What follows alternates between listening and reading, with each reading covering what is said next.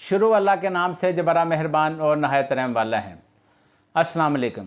मैं ज़ाहिद अज़ीम अपने चैनल अवाम इदारा के साथ आपकी खिदमत में हाज़िर हूँ। नाज़रीन, वही हुआ जिसकी उम्मीद की जा रही थी। इलेक्शन कमीशन ऑफ पाकिस्तान ने आज सुप्रीम कोर्ट के अंदर अपनी रिपोर्ट पेश कर दी है। रिपोर्ट के अंदर इलेक्शन कमीशन ने ये लिखा है कि हुकूमत पाकिस्तान ने 21 अरब रुपए के जो फ़ंड्स इलेक्शन कमीशन को जारी करने थे वो भी नहीं मिले और ना ही मतलूबा जो सिक्योरिटी है वो फराम की गई है। सुप्रीम कोर्ट के 3 रुकनी बेंच ने पंजाब के इंतखाबात के हवाले से एक फ़ैसला किया था, जिसके तहत हुकूमत पाकिस्तान को हुक्म दिया गया था कि 10 अप्रैल के अंदर अंदर वो इलेक्शन कमीशन को 21 अरब रुपए के फ़ंड्स जारी करें। दूसरा, वजारत दाखिला को भी ये हदायत की गई थी कि वह भी इस इंतखाबात के हवाले से सिक्योरिटी फराहम करें। लेकिन आज इलेक्शन कमीशन ने सुप्रीम कोर्ट के अंदर रजिस्ट्रार ऑफिस में अपनी रिपोर्ट पेश की है। उसके मुताबिक ना फ़ंड्स मिले और ना ही मतलूबा सिक्योरिटी मिली। इलेक्शन कमीशन का ये कहना था कि अभी तक 21 अरब रुपए के फ़ंड्स जारी नहीं किए गए। अलबत्ता पंजाब की जो निगरान हुकूमत है उन्होंने 75,000 सिक्योरिटी एहलकारों की हामी भरी है। लेकिन इलेक्शन कमीशन का ये कहना था कि पंजाब के अंदर इंतखाबात कराने के लिए 75,000 के एहलकार की जो सिक्योरिटी है वो नाकाफ़ी है। इसके लिए 3 लाख सिक्योरिटी एहलकार जो हैं उनकी ज़रूरत है। वजारत दाखिला ने अभी तक सिक्योरिटी फराहम करने की भी कोई गारंटी नहीं दी। इलेक्शन कमीशन के इस तहरीरी रिपोर्ट के बाद अब देखना यह है कि सुप्रीम कोर्ट आगे क्या लाहेमल इख्तियार करती है और सुप्रीम कोर्ट का अगला एक्शन क्या होगा। वज़ीर-ए-आज़म आज़ाद कश्मीर सरदार इलियास तनवीर को तौहीन अदालत के केस के अंदर आज़ाद कश्मीर की हाई कोर्ट ने आज नाअहल कर दिया। आज़ाद कश्मीर हाई कोर्ट के चीफ जस्टिस जनाब जस्टिस सदाकत हुसैन राजा की सरबराही में फुल कोर्ट बेंच ने कार्रवाई करते हुए सरदार तनवीर इलियास को नाअहल कर दिया और उनको किसी भी पब्लिक ऑफिस के लिए 5 साल तक नाअहल कर दिया गया है। आज़ाद कश्मीर की हाई कोर्ट ने जब वज़ीर-ए-आज़म आज़ाद कश्मीर कोर्ट के अंदर पेश नहीं हो रहे थे तो उन्होंने उनके जो क्लिप थे वो भी कोर्ट के अंदर दिखाए गए और उनको तौहीन अदालत के केस के हवाले से बग़ैर किसी आगे कार्रवाई थी उसके हवाले से उनको पहली बार ये हुआ है कि वज़ीर-ए-आज़म आज़ाद कश्मीर को नाअहल कर दिया गया है। अदालत से वज़ीर-ए-आज़म आज़ाद कश्मीर सरदार तनवीर इलियास साहब ने इस मौका के ऊपर गैर मशरूत माफ़ी भी मांगी, लेकिन अदालत ने माफ़ी को ना कबूल करते हुए वज़ीर-ए-आज़म को नाअहल कर दिया और ये तौहीन अदालत की कार्रवाई इससे पहले आज तक आज़ाद कश्मीर के अंदर नहीं हुई।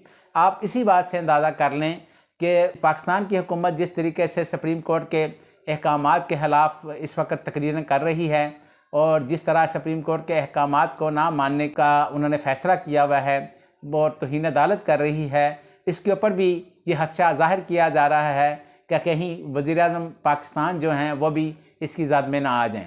क्योंकि आज़ाद कश्मीर के जो वज़ीर-ए-आज़म थे वो सरदार तनवीर इलियास साहब, उनके ऊपर भी वही चार्जेस लगे हैं। इससे पहले वो असम्बली के अंदर भी तकरीरें करते रहे हैं और मीडिया के सामने भी जो बातें करते रहे हैं। आज आज़ाद कश्मीर की जो हाई कोर्ट है उसके फ़ैसले में ये लिखा गया है कि हाई कोर्ट ने बहुत ज़्यादा इसके ऊपर सब्र और तहम्मुल का मुज़ाहरा किया। उन्होंने कहा कि वज़ीर-ए-आज़म आज़ाद कश्मीर ने असम्बली के अंदर भी बहुत ज़्यादा अदालत के हवाले से तकरीरें की हैं और मीडिया के साथ भी बहुत ज़्यादा तौहीन अदालत की है, लेकिन बहुत देर तक जो हाई कोर्ट है वो इसके ऊपर तहम्मुल का मुज़ाहरा करती रही है।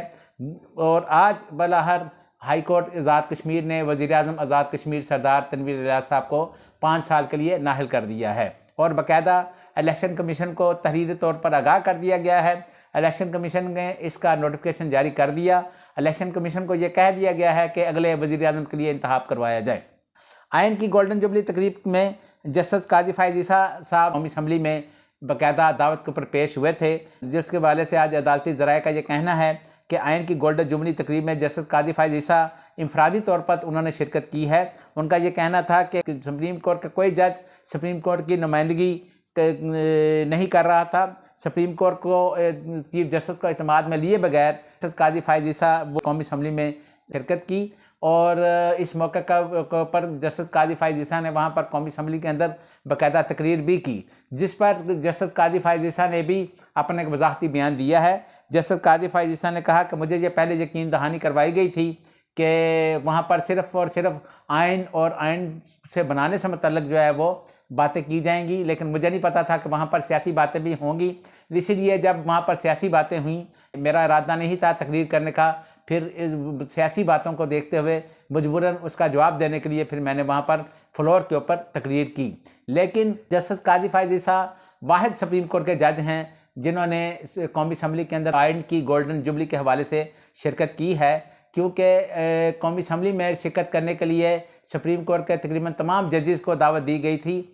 बाकी तो किसी जज ने वहाँ पर शिरकत नहीं की, वाहिद जो जस्टिस काजी फ़ाइज़ ईसा थे जिन्होंने वहाँ पर शिरकत भी की, और वो कौमी असम्बली के अंदर बाकायदा जहाँ पर वज़ीर आज़म और जो अपोजिशन लीडर और अरकान असम्बली जो है वो बैठते हैं, वहाँ पर जाकर बैठे और वहाँ पर उन्होंने इस हवाले से तकरीर भी की। खैर, उन्होंने कल की अपनी तकरीर में ये भी कहा कि जितनी भी यहाँ पर सियासी बातें हुई हैं उससे मेरा कोई ताल्लुक़ नहीं है, मेरा सिर्फ़ और सिर्फ ताल्लुक़ आइन से है। और उनका ये भी कहना था कि मैं अपने अदारे और अमली तरफ से ये आपको कहना चाहता हूँ कि हम आइन के मुहाफ़िज़ हैं और आइन के ऊपर ही अमल करना हमारा काम बनता है। अदालती इस्लाहात का प्रैक्टिस एंड प्रोसीजर बिल जो सदर पाकिस्तान को भी हुकूमत ने भेज दिया है, उसके खिलाफ सुप्रीम कोर्ट और इस्लामाबाद हाई कोर्ट के अंदर दरखास्तें दायर हो चुकी हैं। सुप्रीम कोर्ट के अंदर मोहम्मद शाफी मलिक एडवोकेट ने एक दरखास्त दायर की है, जिसके अंदर उन्होंने कहा कि सुप्रीम कोर्ट के जो रूल्स बनाने का इख्तियार है वो सिर्फ अदालत उज़्मा को है, इसके अलावा किसी को सुप्रीम कोर्ट के रूल्स बनाने का इख्तियार नहीं।